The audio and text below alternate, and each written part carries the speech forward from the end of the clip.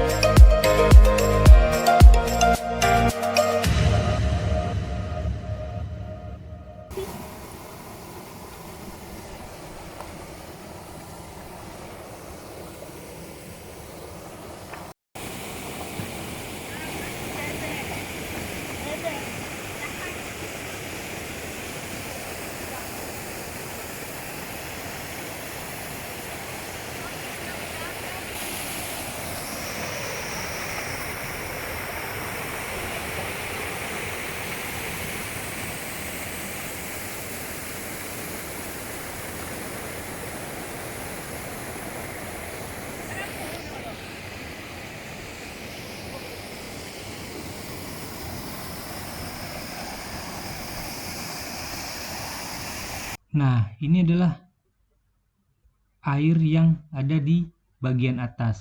Jadi kalau kalian ingin mandi untuk orang dewasa bisa di bagian atas sini. Jadi jaraknya dengan anak-anak perkiraannya hanya 200 meter aja. Jadi kalau yang pengen mandi di air ini untuk dewasa bisa ke sini. Nah, ini. Kalau dilihat dari atas. Jadi untuk pemandian anak-anak itu ada di bawah. Jadi kalau untuk yang dewasa yang ingin foto-foto dan selfie bisa langsung ke bagian atas, di sungai bagian atas. Jadi melewati sungai yang kering.